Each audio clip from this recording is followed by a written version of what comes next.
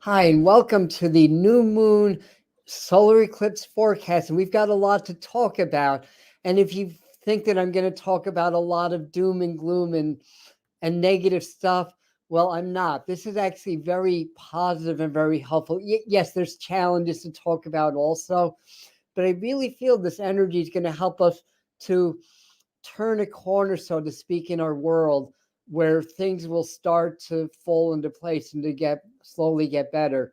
So I've got a lot of stuff written in my notes. In fact, I will put my glasses on. that way you guys know that I mean business.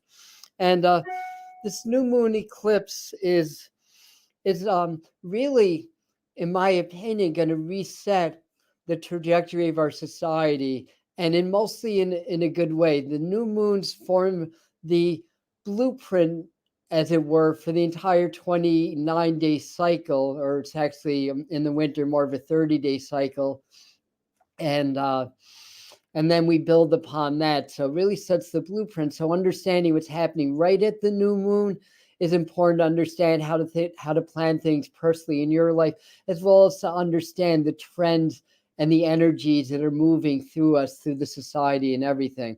So we've got the forecast. I've got a little bit of astrology, 5 things to know. We have some some spiritual exercises and processes that will really work with these energies. And I also have divination cards so that spirit can input some new messages or other messages that I may not talk about or that I may not have picked up on immediately. So let me just say a couple of hellos as people are getting their notifications. And we have, hi, Jean Renee, welcome.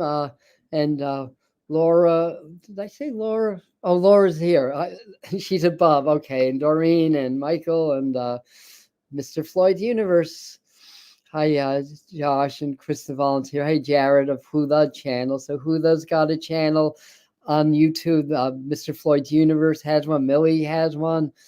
Who else am I forgetting? I know other people have channels. This Children's School of Yoga has one. So anyway, we're a nice, big, happy YouTube family here of Chris the volunteer. Thank you. He has one also. So a lot of us are working together in this community to bring you information to help us through this transitional period that we're in, that we kind of signed up to be here during this time where we have this awakening. And really what's happening, and we've been talking about this for a while, that we had, at least the master teachers, the group that I work with, that I channel or that channels through me, talked about August really being the focal point or the peak of the quantum leap, the collective quantum leap, where September, now I told you guys September was going to be a little bit of a quieter month in my forecast, right? And certainly it was still eventful, but compared to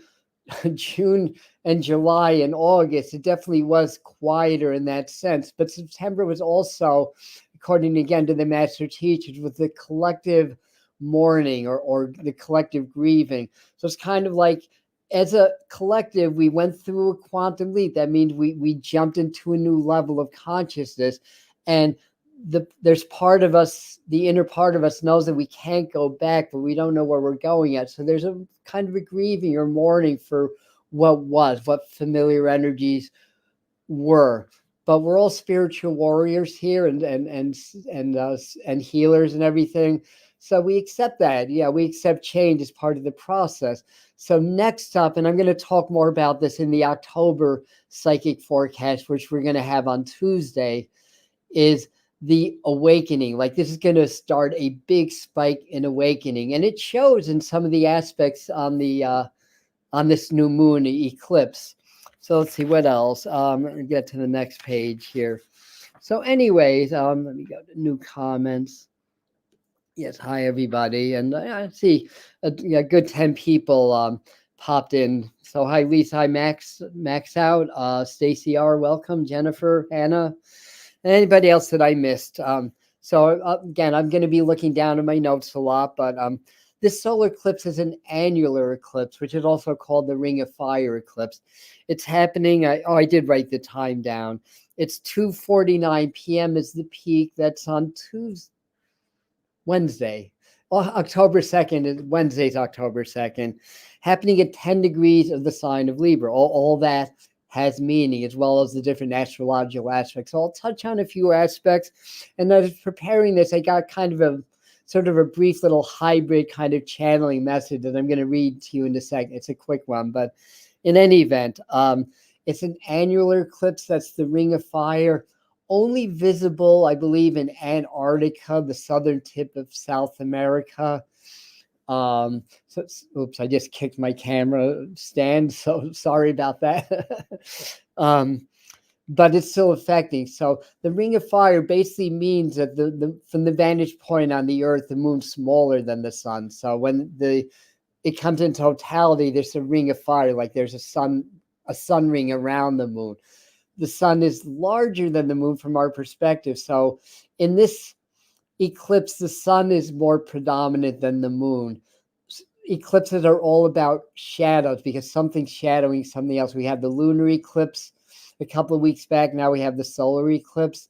And this is really going to reset the massive changes that happened or that were catalyzed by the April 8th, that was the date, solar eclipse that beeline right across the heartland of the United States, basically. So that was really kind of that's kind of like a buzzsaw. This has a different vibe and energy. And again, it's going to catalyze a lot of awakening and a lot of knowledge and a lot of change, basically. So that's kind of a key. So anyway, here's what came through. I just did this yesterday, and then and this is consistent with the astrology, 10 degrees Libra. Fairness, balance, win out. Brings more legality to world affairs, more diplomacy, also expansion, growth, and financial opportunity. And this happens for us locally as well as globally and in the nations. This cycle is time to be, okay, this cycle is time for more forward to move. Oh, sorry, I can't read my own writing. This time is, don't mind me, I just did 4 hours of readings. This cycle is time to move forward, execute plans now in this cycle. And the effects last till the next eclipse season, which is going to happen next March, I think, February, March, or April. I don't have the dates yet. The cycle is time to move forward, execute plans. Think outside the box. Uranus is very powerful in this. And add more value to the world, and you shall receive more value in return. For the next several months, you can balance karma, expose and integrate the shadows, because eclipses are about shadows. Libra is about the balance. New gifts begin to surface. That was just a little quick message that kind of popped in as I was doing that. So, on that note, here we go. Let's talk a little bit more about other numerological and astrological aspects that are coming up. So 3 more. Let's see. What am I missing? I'm missing a page. Hold on a sec. Is it on this page? Golly, I am definitely missing a page. All right. That's okay. I have some of it written down here, but in any event, probably the main thing is understanding that that it's happening in the sign of Libra, which is Venus ruled. It's about the balance. It's also happening at the 10 degree point, and Jupiter is stationing also. It's going to go retrograde. I don't know. I think on the 5th or the 6th. Basically at 21 degrees, and 21 is Jupiter ruled numerology. It reduces to a 3, and it's in the sign of Gemini, which is very amicable to the planet Jupiter, even though it's not its rulership or anything. It does well in Gemini. And that 21 degrees with Jupiter and Gemini, which is communication, that favors diplomacy. That favors more. It doesn't favor so much like escalating war as much as trying to find solutions, which is really, really good. Maybe enough people are waking up that they've had enough and they see through the agendas, because war is big business and big profits for some. So there's a grand trine that's happening. Gosh, I wish I had my notes in front of me, but I don't. Let me do one more check. Nope, nope, nope, nope, nope, nope. All right, I'm not supposed to have that. There's a grand trine that's happening, but I can't remember the planets. I think it's Venus, Mars, and anyway. There's a lot of trines and a lot of sextiles. I'll kind of leave it at that for right now. And Saturn and Venus are trining. Pluto and Uranus are still trined. Pluto, Neptune sextile. Neptune and Uranus trine.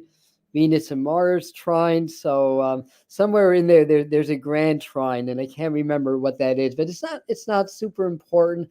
I think what's important is what's the next page is about.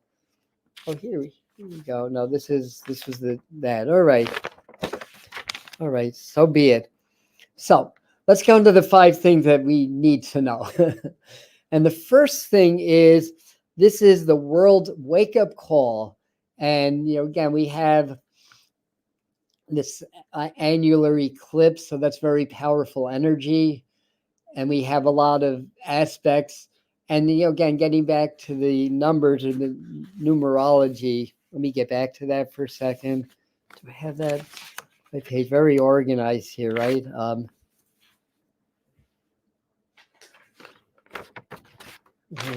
No. All right, so the numerology, well, I can figure this out in my head also, since it's not written on paper. So it's happening on 10/2. Okay, that's an 11-day in numerology. On a 9-month, October's a 9-month. 11 is the number. It's a spiritual awakening number. It's about portals, because it's like the 2 pillars and the opening in between. It's also in Chaldean numerology, the lion's muzzle and clenched fist. So this is a good energy to overcome the shadows, because again, it's an eclipse. It's about shadows and light and integration thereof. So this is a really, really good energy for overcoming things like that and just stepping into our higher power. So good time to do a lot of shadow work also, and things of that nature. So again, world's wake-up call, the collective quantum leap in August led to the mourning and the sadness. And I don't know about you guys, and of course I do psychic consulting for a living, but I've had probably more desperate calls, emails, texts from people that were totally like devastated and sad and going through so much. I have more in a week than I usually get in a season. I'll put it that way. So people are really in their own way feeling it. It's kind of almost like that sense of security kind of gets ripped out from under us, because there's security in the familiar, but we've collectively quantum leaped into unknown territories. And again, there's a mourning for the loss of what we had. There's an uncertainty. Obviously, things are very unstable in the world. So people are really going through a lot of that. But it's all part of the awakening. The tower has to fall in order for the new structure to be built. So we're going through that tower experience now, which I think is a good thing. That has to happen in order to rebuild. So wake-up call, all right, we talked about that. Awakening. Also, the veils are very thin because we're in the autumn season. We're in October. So there's more connection to the higher realms. So the veils between this world and the unseen world thins naturally during this time of year. But during eclipse season, it's going to be really stronger.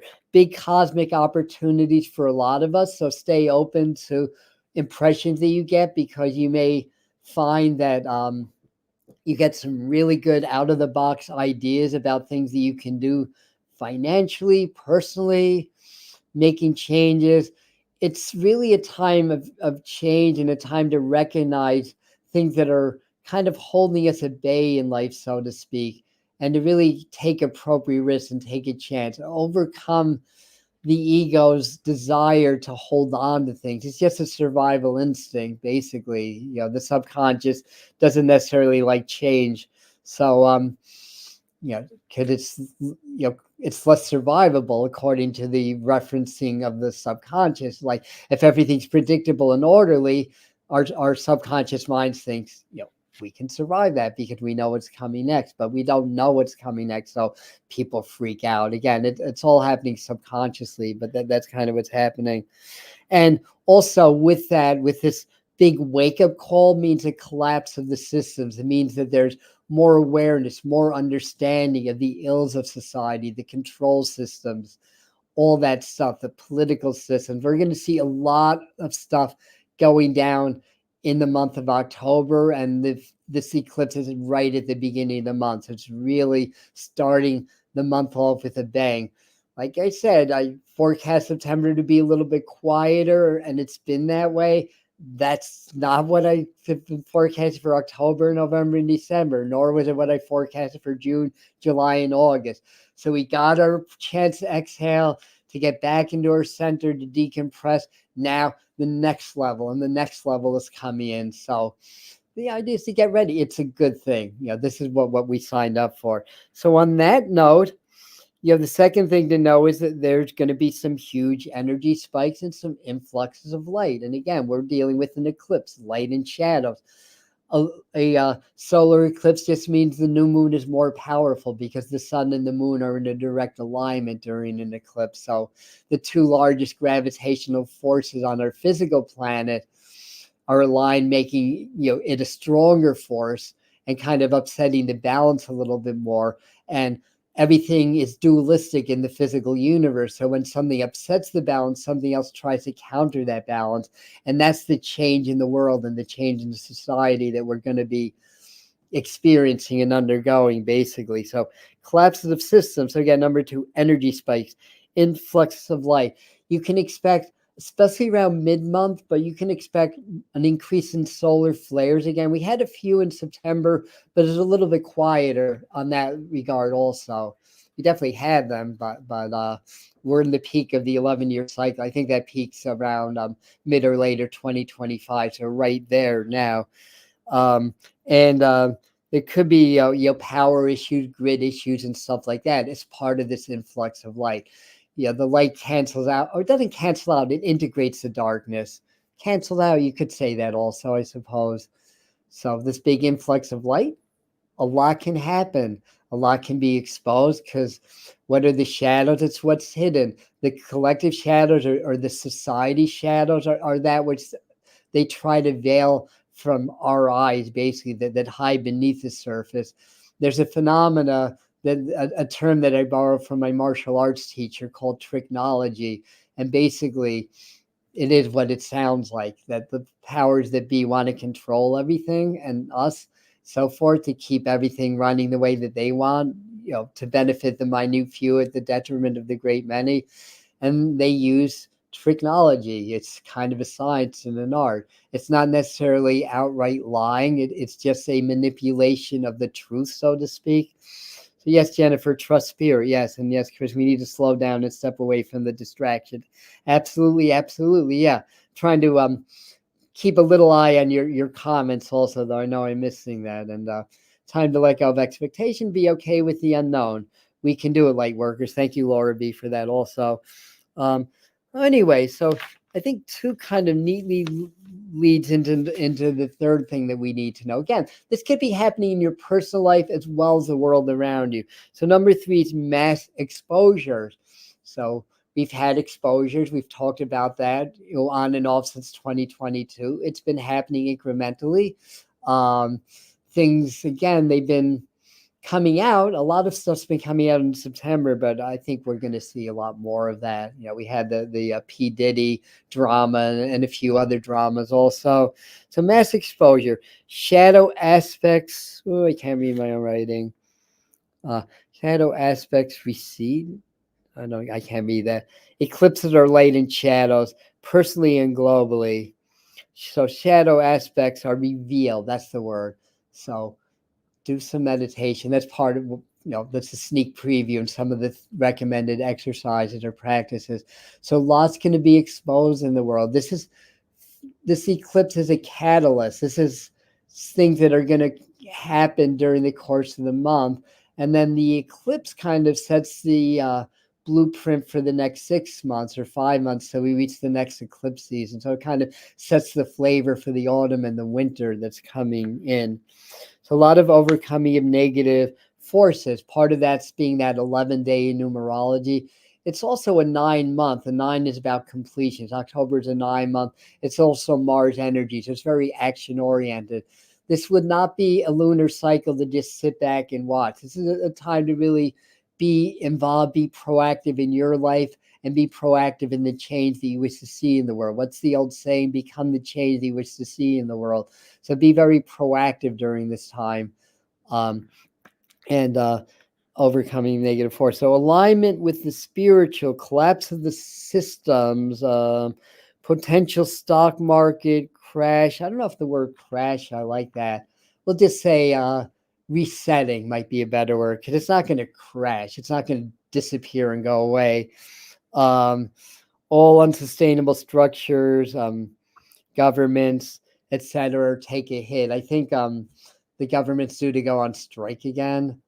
So what is it? Oh, it's the banana packers are going on strike. So bananas, the price of bananas might go up in October, but I'm digressing a little bit. So alignment with the spiritual, collapse of the systems, all potentials. All right, so we did that. So that's number 3. So number 4, all new beginnings. That's all new moon. It's the beginning of a cycle.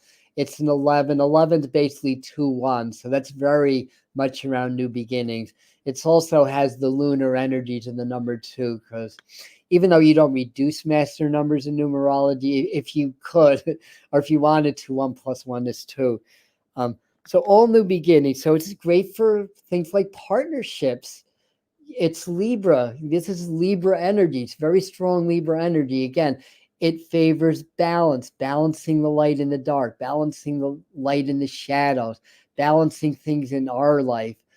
And how do we balance things? We go into the heart. That's the great balancer, because when we're in the heart frequency, duality ceases to exist. So when you really achieve perfect 100% balance, guess what? There's no more duality. Of course, that means there's no more physical plane anymore, but that's beside the point. So there's always going to be a little bit of something, like in the yin yang symbol. There's always a little bit of yin and the yang, and vice versa, denoting that all polar opposites are really one and the same. They're just two sides of the same thing. So once you really own that, and you transcend the duality, then you align more with spirit or the quantum field or your higher self, and you become that beacon of light or that beacon of energy or non-duality in this dualistic physical universe, basically, if that makes sense. Hopefully it does. But anyway, number 5 is my favorite, which I'm going to get to in a second. I'm just peeking your comments. Moon's in Leo presently. Yes, this is true. So all new beginnings, all new moons, great for relationships and partners, Libra. Also money, because it's Jupiter, I can say it's 10 degrees. 10 is, it's a 1 in numerology, which is solar rule, but in tarot, 10 is the wheel of fortune, which is Jupiterian energy, and Jupiter's doing a lot of fun things in also. So this is very good for things like money, growth, expansion, stuff like that. So what it is that you want to grow, expand on, create. What partnerships do you want to forge? Or are you looking for more of a romantic kind of a soulmate kind of partnership? Or are you working on mending a current partnership or whatever? You have a nice boost from the universe to help you out with that. And at the same time, it very much favors the idea of diplomacy and working together as a global unit or nation. Now, I don't expect things to reform in a month, but the energy is going to shift, and we'll see hints of that. I mean, I still feel like the whole thing about the aggression and the fighting and all that's still happening. A lot of it's covert, so we don't hear about it, and it's still very much a process of more and more energy around that at the same time. So again, we have, again, these again are these opposites. It's like war and peace. They're two sides of the same thing. I had on my not YouTube, on Facebook, I had a debate with another teacher about warriorship, and the other person was like, well, if you're talking about warriorship, you're talking about war, and we don't want to set that intention in the collective. Valid point, but at the same time, warrior means being the master of war, which is also being the master of peace as well. So spiritual warriorship, it's definitely a really, really good thing right now. It just means being impeccable, being living with honor, living in truth, being a strategist, being able to assess the playing field and come up with strategies, and to be victorious in the end. And in the end of the day, the battle is really the internal battle. It's like the two wolves in Mortal Kombat, like the Native American tale. And when the little boy asks, so which wolf wins, the evil one or the good one? And the grandfather says, it's the wolf you feed. So it's like, what wolf are you going to feed? But don't ignore the other thing, or don't try to, stick that, in the sand and bury it. Could we need to be aware of everything that's going on to be in our power. And, when light and dark come together, what's going to win out in the end? Because I don't think darkness doesn't cancel out light, but light, when you shine a flashlight on a shadow, it's no longer shadow. So it's gonna cancel that out as well. So let's see what else. Okay, let's go to number 5, because that's my favorite, the wave of peace. And the master teachers talked about that, I think, in August. I think it's part of this, not the September forecast, but the fall 2024 forecast. I was expecting, honestly, to see some signs of that by the end of the month. Well, we've got 2 days. I haven't seen a lot of that, just in little drips and drabs, but I do believe it's happening. And there's always been underground movements, but I do believe that some of it is gaining traction. So there's a lot of energy, and there's a lot of movement, more in peace. And we did a meditation, right? You guys joined. Was it last Sunday that we did that? Or I forgot what day it was. Was it, or was it the equinox? But anyway, we worked together and created a wave of peace around the planet. The master teachers came through and gave us some energetic upgrades and helped to create that, along with all the other light workers that are doing similar work, basically. So it's on Monday. Yeah, thanks, Chris. Monday, yeah. Oh, it's my birthday. That's right. I did it for my birthday. That's right. So I think it was Tuesday then. Let's say check my birthday is Tuesday. But there's so many Mandela effects happening. There's things that I know that happen, that were on the news, that I find out and I read a story that it happened like a year later than when I know that it happened. And I've read it and everything, but there's no record of it anymore. That's what a Mandela effect is. I think we remember things from a prior timeline that shifted, and that's becoming more prominent. So timeline shifts, temporal displacements, Mandela effects, all this is coming with this wave of light, because this is spirit. There is no time in spirit. It's just how on the human or physical level we measure the rate of change of energy. That's all that time really is. But it doesn't exist beyond that. It's just everything is happening in the now, basically. Tomorrow, if we were doing this tomorrow, it'd still be now. And like the Jethro Tull song that I like, New Day Yesterday, the line, well, it was a new day yesterday, but it's an old day now, basically. But yesterday, it was now.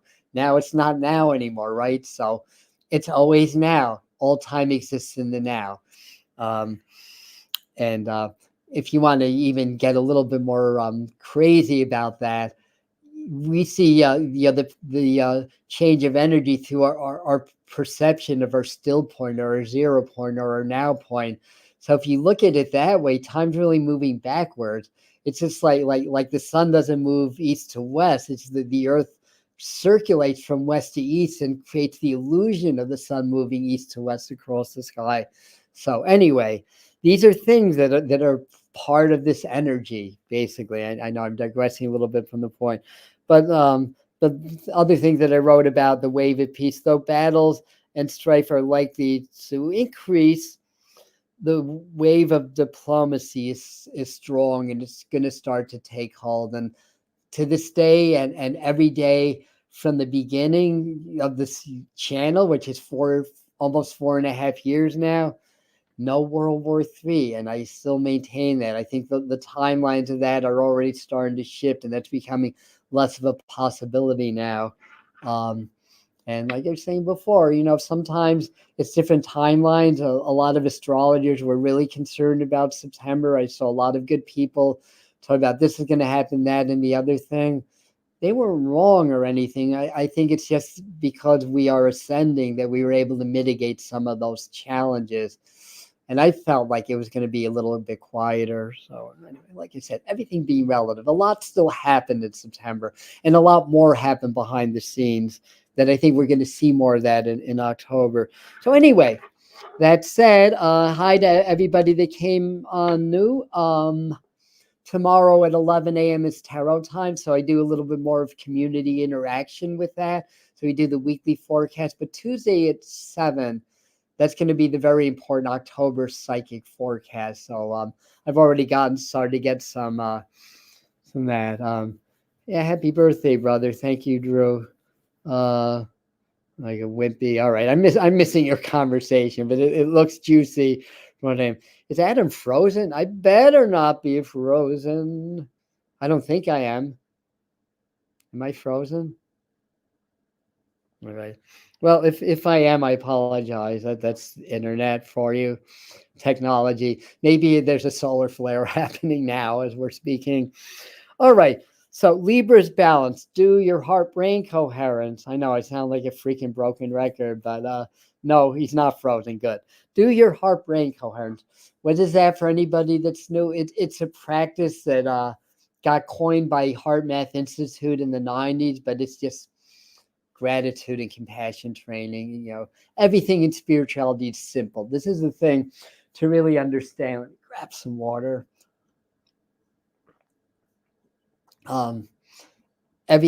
We're complicated. Our egos are complicated. Our society, which is a reflection of the collective ego, is complicated. Spirit is very, very simple, which is why most people don't get it. So remember that simplicity. So heart-brain coherence is probably, to me, one of the most powerful spiritual practices there are. And in my estimation, it goes by many names and many cultures. It's nothing new. But the way you do the practice, because they have some scientific data now to support the effectiveness, or the way I do it, I should say, because I sometimes do things a little bit differently, think outside the box, right? But it's in alignment with how it's taught by the masters like Joe Dispenza and Greg Braden and all the other heavy hitters of the spiritual science community. But you get very present. Now, sometimes some of them will say, what you want to do is maybe, what are you grateful for?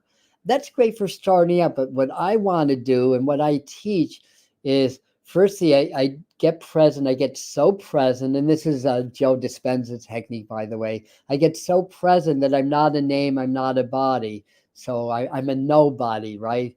And as Dr. Joe says, is you cannot enter the quantum field as a somebody. You have to be a nobody.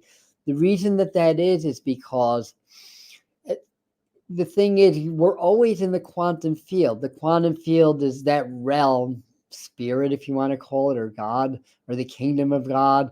It's that realm where all time and all possibilities already exist. It's kind of an invisible layer that everything in our known and even our unknown universe evolves out of. We're always in that field, but because we're in bodies and because there's a lot of drama in the human life, we are 99% of the time super hyper focused on the physical, and we shut off the entire rest of the quantum field. So if you start to become a nobody and transcend your physical self, then you start to blend more with the quantum field. And once I do that, it's very natural for me, but I become grateful just for the now, because I know even if I'm going through a problem, that's just a personal story. I know everything's perfect right now. in this moment, just the spirit intended. It could be no other way. And for me, gratitude, that's the master frequency, according to Greg Braden, Bruce Limpton, what's her name? Dr. Teresa Bullard, to name a few. And that's because when we're in gratitude, we feel grateful when we receive, and the universe or God's the ultimate giver. So we tap into that frequency of God or spirit when we feel grateful for what we have or what we receive or what is. So I feel super grateful, and I add a dash of compassion that puts me in that frequency, and it's not subtle when I do it. I get a tremendous rush. I know that that's kind of like me shifting into the quantum field, and I feel super grateful. Hold that 10 minutes. A lot. I like 11 minutes, about 10 minutes at a time, 2 or 3 times a day. It's got huge benefits, everything from your health to your intuition. A lot of empirical data has been done to show it's a very, very effective practice on a lot of different levels. And that's all it is. I get present. I feel grateful. Hearts want to feel grateful. They want to feel love. That's what hearts do. That's why it's coherence. All the negativity of the world, I shouldn't necessarily say negativity, the chaos of the world, is that a better word? Or the strife of the world, whatever you want to call it. If we're starting to feel fear or shame or anger or dread, those are not coherent emotions for the heart. The heart is the emotional battery, but love, compassion, and gratitude are. And then the heart and the brain are connected. There have been studies that prove that there's some brain cells or one form of brain cells in the heart, and that they really two sides of the same. The way that I see it is that the heart is the generator and the brain is the transmitter and receiver of the information of the heart. So our hearts are what we feel. So if we feel very grateful, and if we are in the quantum field and we focus on a specific dream or goal that we have, we feel grateful for it. That's the heart, and we're visualizing it in the present moment. And that doesn't necessarily mean physically visualizing it, knowing it's real, hearing, smelling, tasting. That's the brain. That's the intention. You send a very powerful signal to the quantum field. And if you do that in repetition and you really believe it, you start to create it. The synchronicities line up, and that you can do this for health or whatever, but just do it. This is for the balance. This is to be able to you not get overwhelmed by all the stress that the change in this world is happening. A lot of people are very stressed, angry, confused, sad, whatnot, and staying in the heart and the center, that brings you into spirit, not in the duality. So anyway, that's that. Shadow work and all kinds of clearing are I say something are important. Clearing is important. There's different clearing techniques. I did a video on the flame technique. That's more of a technique for shielding than clearing, but working with the Saint Germain with the violet flame. Mr. Floyd's Universe channel, he does a lot of that work with Saint Germain. And I have a few videos also on this channel. So do the shadow integration work. I've got a playlist on it. I've got several, some original techniques, some techniques that were taught to me from other teachers. And this is really the time. It's been the time for a while, but this is really, this is it, because it's all happening now. It's the change is happening. The effects of it are going to really be seen in the next few months or so. And then practicing your channeling, your mediumship, automatic writing, spirit art, all that stuff, because you're opening more to spirit. The veils are thinner, and this is a natural, advantageous lunar cycle to develop more in those abilities and more in those skills. So in any event, all right. All right, very good. I like the fact that you guys are having a nice conversation here also. So I've got a few divination cards. We'll see what other messages that we get. Yes, Mr. Floyd's Universe. So that's Saint Germain, Archangel Raphael, Sekhmet, Isis. So he's a kind of to use his vernacular, a Swiss Army knife of channeling skills. So anyhow, I have the Moonology cards. Hello, Millie, wherever you are. Hi,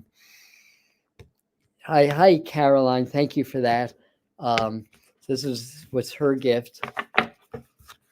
So I don't have my Kyle Gray deck today, but that was a gift from Doreen. But I do have the Isis Oracle from our friend Mr. Floyd's Universe. Let me see if I can actually. Yeah, a little moisture on the hand would be nice, but that's not going to happen. All right. It's not winter yet to have such dry hands. Oh my goodness. All right. Spirit will still guide me to the right card. I just have to clear my mind. So it's appropriate to use the Moonology card during a lunar event, right? Such as a solar eclipse. I mean, I think most, if not all of you know this, but all solar eclipses are going to happen on the new moon. Excuse me. To lick the old fingers. All right, here we go. So what we got is full moon in Aquarius. Well, it's not a full moon in Aquarius. It's a new moon in Libra, but the energies of the full moon in Aquarius show the world the real you. Now, the full moon is, that subconscious light at its fullest glory, basically. And Aquarius is, again, that's a think outside the box kind of an energy. It's Uranus ruled, the planet of surprises, humanitarianism, evolution, and revolution also. So I think the message they're trying to give me through taking this card is, to add to what I was saying before, is like it's no longer time to stay small. I've noticed a lot of you guys are coming more out into the open and sharing more of your knowledge and gifts, and that's great. And the more the merrier, as far as I'm concerned.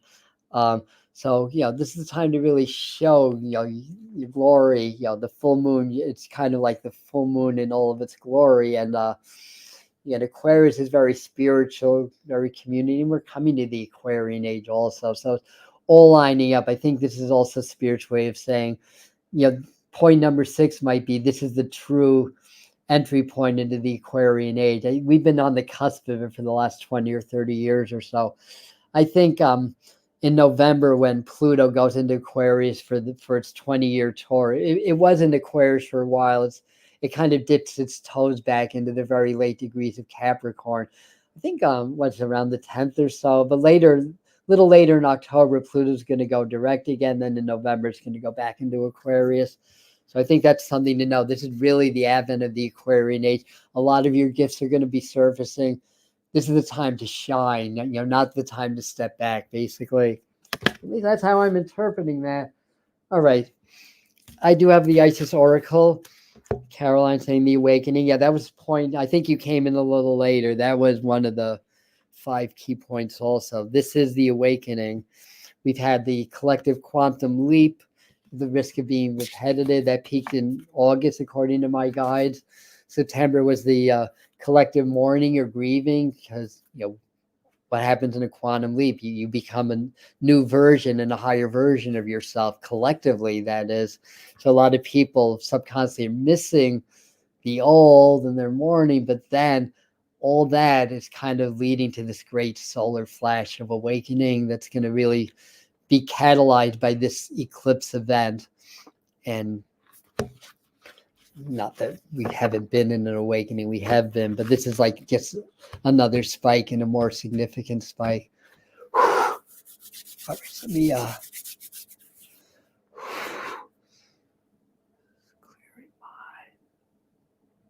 here we go. Found my card.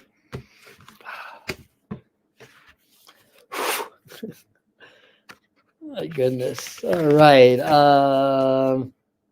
So what I got is cartouche. Ooh, what's that? Like a sacred writing, right? Divine names of power. So what does this mean? I may need some help interpreting this one. So I'm going to see what it means to me. So we have the glyphs here.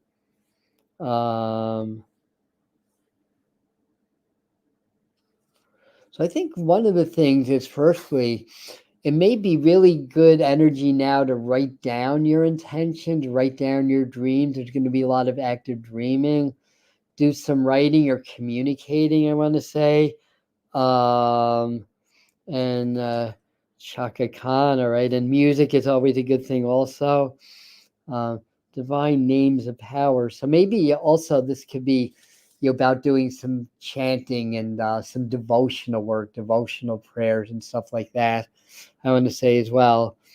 Yeah, very good. So I'm going to go to the next one. If I get anything more about this card, I'll let you know. But I think it kind of goes along the lines of a manifestation, basically.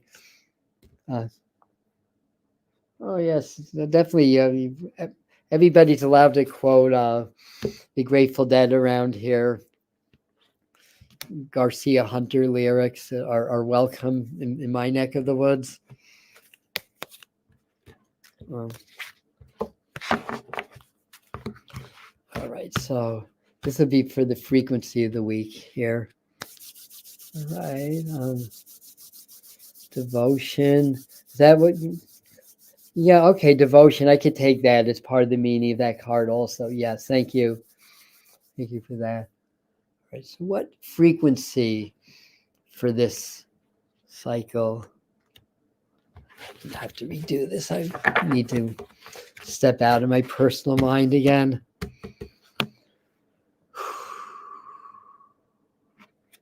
No. Thinking too much. Here we go.